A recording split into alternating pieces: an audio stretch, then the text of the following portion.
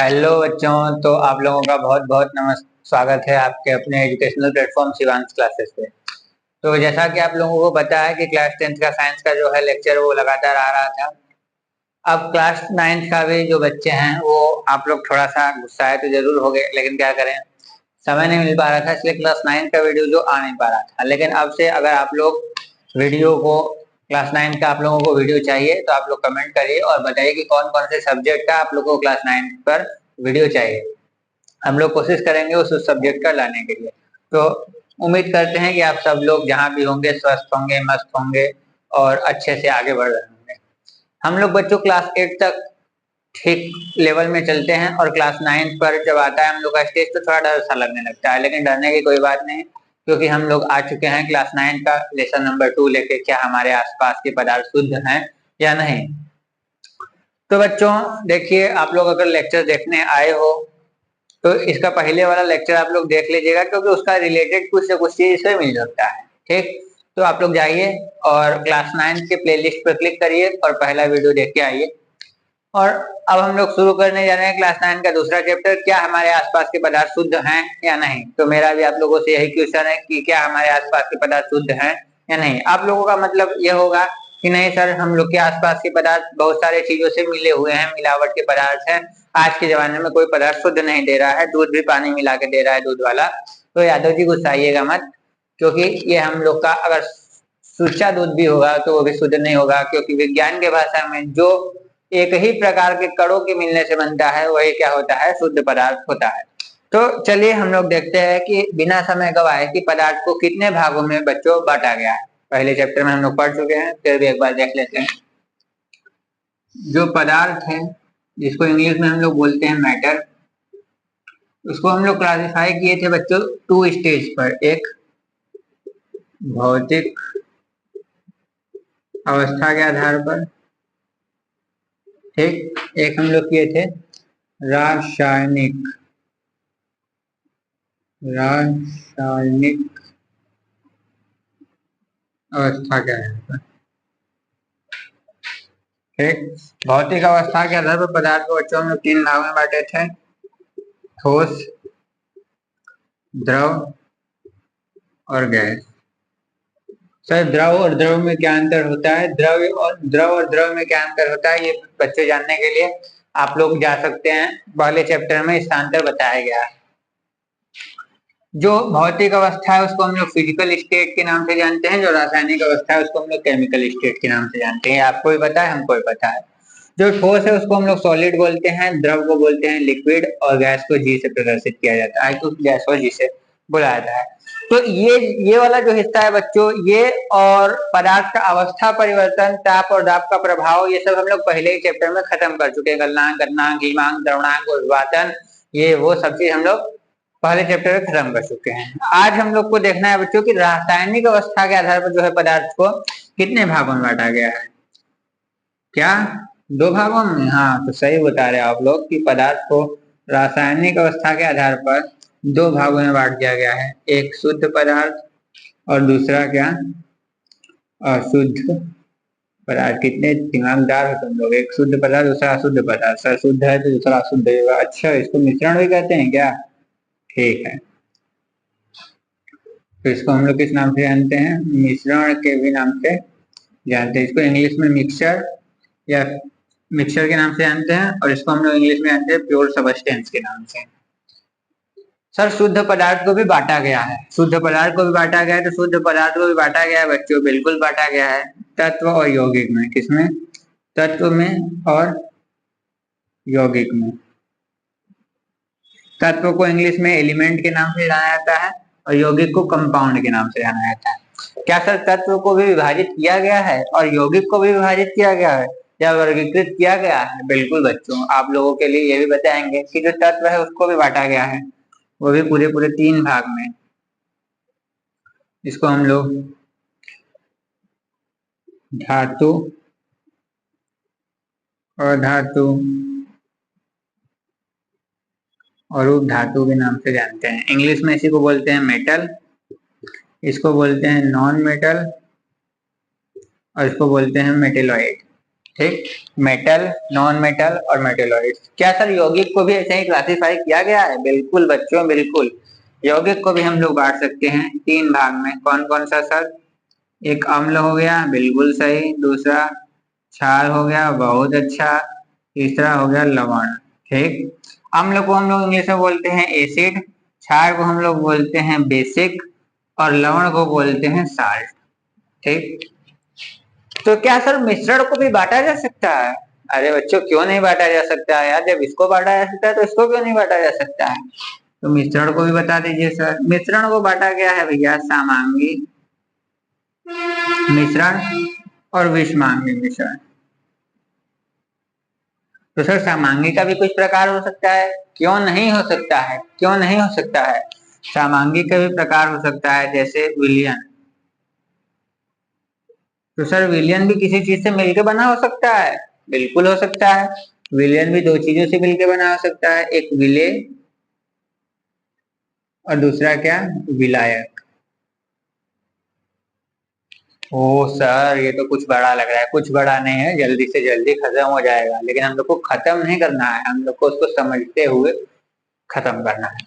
तो सर उस हिसाब से तो विषमांगी भी अलग अलग होगा? बिल्कुल अलग होगा भैया। विषमांगी भी हो सकता है कोलाइड, कोलाइड। और दूसरे भाग में इसको बांटा जा सकता है निलंबन, निलंबन। ठीक, कोलाइड और निलंबन। सर आप तो पूरा बोर्ड ही भर दिए, अब हमें समझ में नहीं आ रहा है कि आप लिखे ही क्या है। तो इसी को समझाने के लिए तो हम आए हैं बच्चों, क्यों घबरा रहे? हम लोग धीरे धीरे शुरू करेंगे, जीरो से शुरू करेंगे। कहाँ से? एकदम जीरो से शुरू करेंगे और हीरो तक आप लोग को ले जाएंगे। ठीक, 0 to 100 पूरा आप लोग को समझाया जाएगा, कोई भी चीज स्किप नहीं किया जाएगा। और लगातार आप लोग वीडियो पे बने रहिएगा। जहां पर भी आप लोगों को नहीं समझ में आए वहां पर कमेंट करके आप लोग पूछ सकते हैं। अगर आप लोग को ऐसा फ्लो चार्ट बनाना है तो आप लोग भी बना सकते हैं। सर राइटिंग नहीं समझ में आ रहा है, उसके लिए क्षमा चाहिएगा। तो आप लोग एक बार इसका स्क्रीनशॉट ले लीजिए। ठीक है बच्चों, आप लोग उम्मीद है कि स्क्रीनशॉट इसका ले चुके हो। तो आप लोगों का समय बर्बाद न करते हुए हम लोग आगे की ओर बढ़ते हैं। और ये तो हम लोग पढ़ ही चुके हैं कि भौतिक अवस्था के आधार पर पदार्थ को कितने भागों में बांटा गया है। इसको जानना है तो आप लोग पहले चैप्टर में चल जाइए और वहां पर देख लीजिए, क्योंकि आप लोगों का समय नष्ट नहीं करना चाहता हूँ। क्योंकि जो बच्चे देख चुके हैं वो फालतू में इसको दोबारा से, फालतू में क्या मतलब, देखोगे तो ज्ञान नहीं बढ़ेगा, लेकिन फिर से समय बर्बाद करने का क्या जरूरत है। हम लोग देखते हैं ये वाला हिस्सा और इसके विषय में जानते हैं। और एक टॉपिक लास्ट में बच जाएगा पृथक्करण का, और इसको भी पढ़ेंगे। ठीक, तो चलिए इसको थोड़ा जानते हैं। Shivansh coaching classes.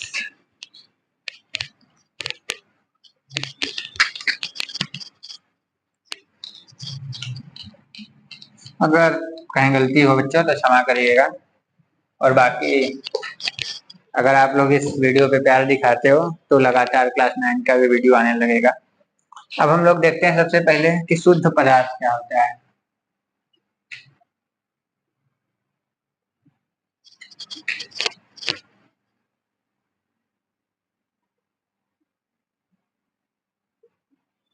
शुद्ध पदार्थ क्या होता है सर?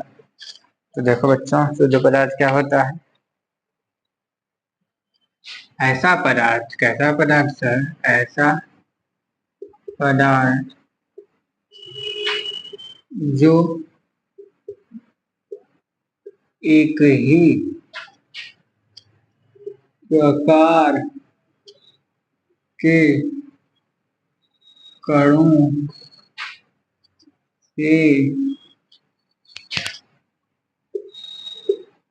मिलकर बना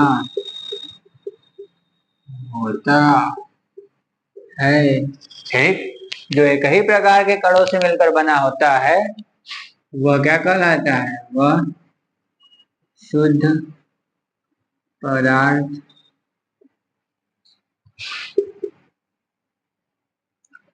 कहलाता है। ठीक। सर आप उदाहरण नहीं दे रहे हैं। उदाहरण या फिर एग्जाम्पल या फिर जैसे।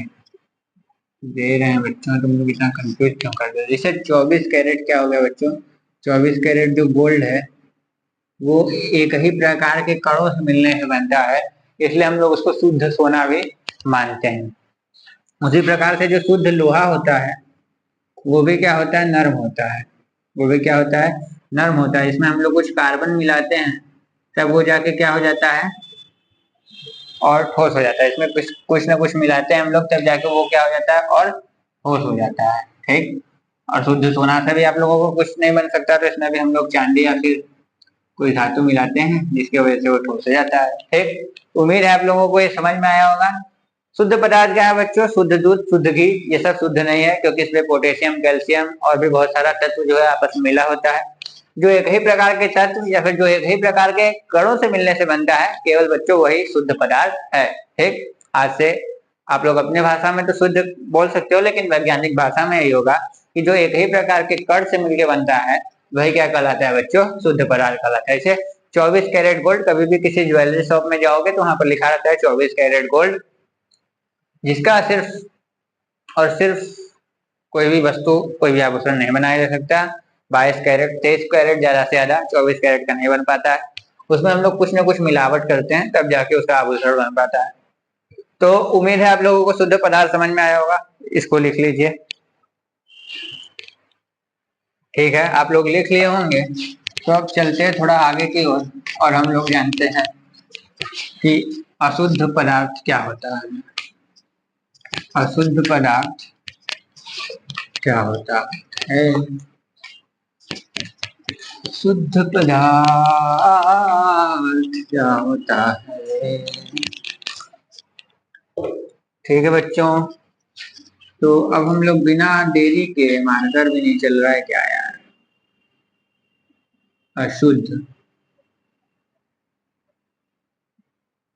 पदार्थ, या फिर किसके बारे में? अशुद्ध पदार्थ का दूसरा नाम क्या है? जल्दी से कमेंट करो, जल्दी से कमेंट करो, अशुद्ध पदार्थ का दूसरा नाम क्या है? नहीं बताएंगे, नहीं। मिश्रण। क्या नाम है उसका? मिश्रण। ये ये बनाने में थोड़ा दिक्कत होता है। इसको हम लोग मिक्सचर के नाम से भी जानते हैं। किस नाम से जानते हैं? मिक्सचर। ठीक है।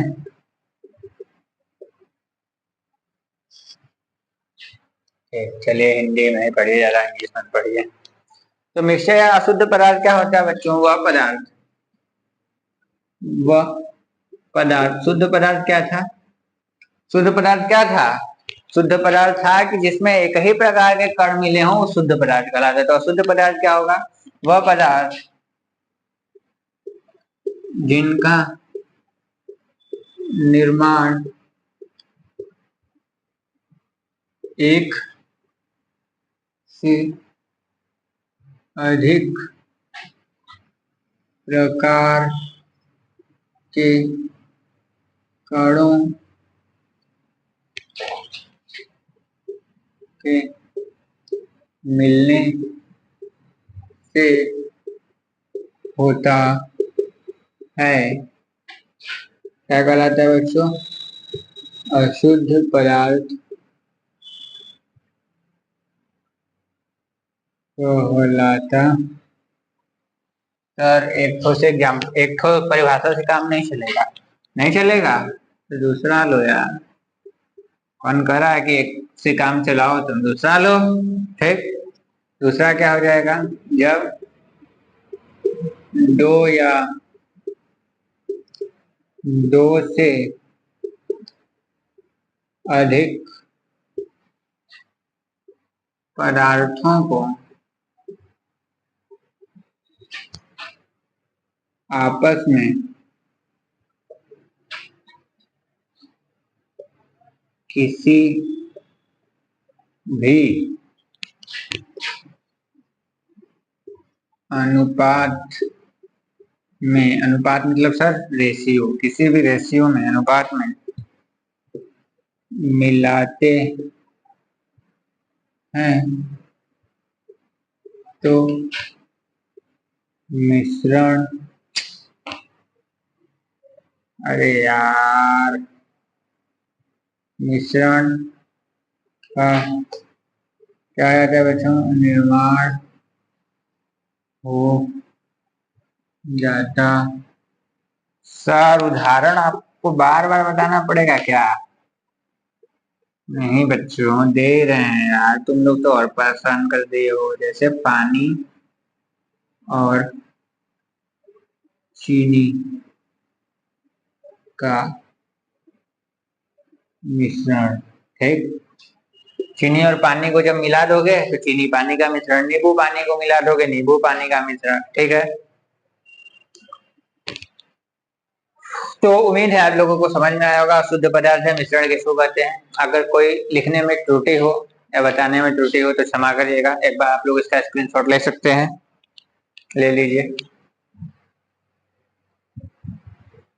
उम्मीद है आप लोग स्क्रीनशॉट ले चुके हैं। इसको मिटाते हैं।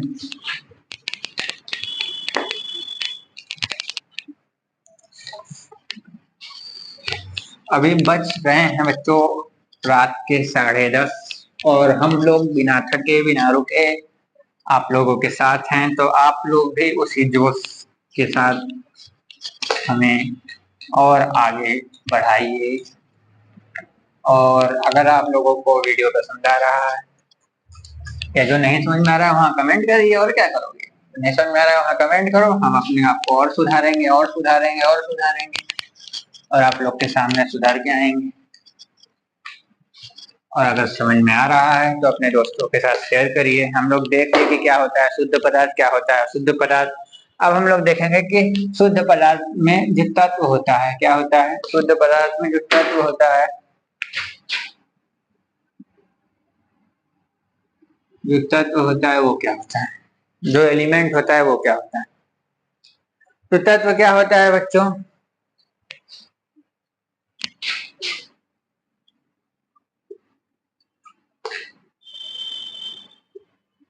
जिसे किसी रासायनिक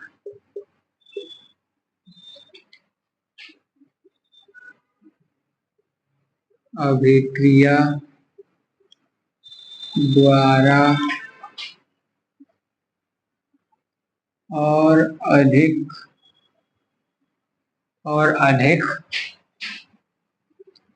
सरल भागों में विभक्त। विभक्त मतलब क्या हो गया बच्चों, बांटना।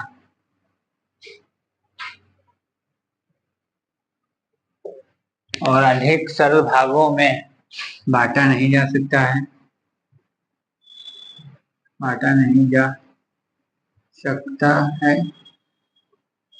क्या कहलाता है बच्चों, सर वही तो तत्व कहलाता है, सर वही तो एलिमेंट कहलाता है।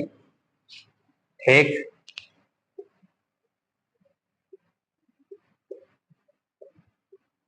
तो सर जैसे जैसे, अरे सर आप भी ना, अरे बच्चों तुम लोग भी ना, बता तो रहे हैं। जैसे हाइड्रोजन हो गया, जैसे जिंक हो गया, जैसे मैग्नीशियम हो गया, जैसे ऑक्सीजन हो गया, जैसे कार्बन हो गया, कैल्शियम हो गया, क्लोरीन हो गया, लेड हो गया, बस सर बस सर बस सर बस सर।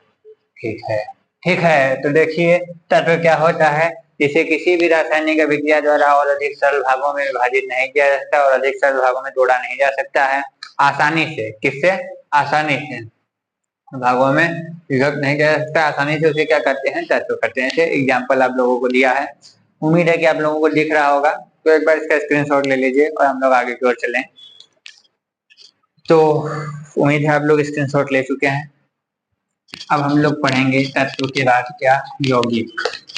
आवर्त सारणी में कुल 118 तत्व है, आप लोग याद कर सकते हैं उसको। Hydrogen, helium, lithium, beryllium, boron, carbon, nitrogen, oxygen, chlorine, neon, sodium, magnesium, aluminium, silicon, phosphorus, potassium और भी बहुत सारा। ठीक, तो अब हम लोग देखते हैं थोड़ा सा कि अभी हम लोग क्या पढ़े, तत्व पढ़े। अब हम लोग क्या देखेंगे, क्या देखेंगे, क्या देखेंगे। तत्व के बाद देखेंगे यौगिक।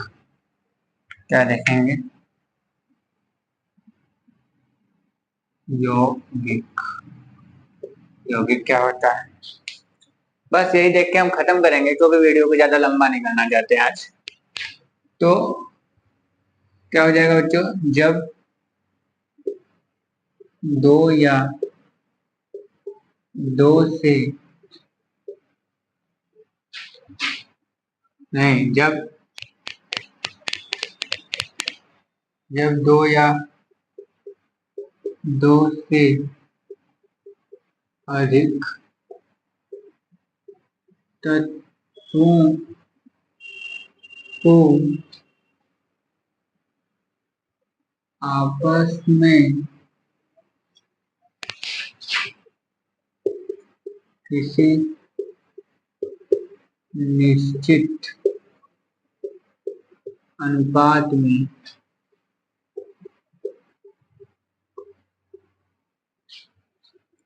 मिलाते हैं तो किसका निर्माण हो जाता है बच्चों? तो यौगिक का क्या हो जाता है बच्चों? निर्माण हो जाता है। इसको क्या बोलते हैं बच्चों? कंपाउंड। क्या बोलते हैं? कंपाउंड के नाम से भी जानते हैं। ठीक, जैसे बता दीजिए सर, कार्बन और ऑक्सीजन जब आपस में संयोग किए बच्चा, क्या बन गया? Carbon dioxide. जब सर हाइड्रोजन और ऑक्सीजन आपस में संयोग किए सर, क्या बना दिए? जिंक। जब मैग्नीशियम ऑक्सीजन आपस में मैग्नीशियम ऑक्साइड बना दिए। जब सोडियम क्लोरीन आपस में जुड़े तो नमक बना दिए। ठीक, उम्मीद है बच्चों कि आप लोगों को समझ में आ रहा होगा। बिना रुके, बिना थके और बिना सांस लिए हम लोग आपके साथ हैं। तो अगर आप लोगों को समझ में आ रहा है बच्चों, तो इसको ज्यादा से ज्यादा लोगों तक पहुंचाइए और खुश रहिए, मस्त रहिए, स्वस्थ रहिए और आगे बढ़ते रहिए। फिर मिलेंगे अगले वीडियो में। तब तक के लिए धन्यवाद। राम राम।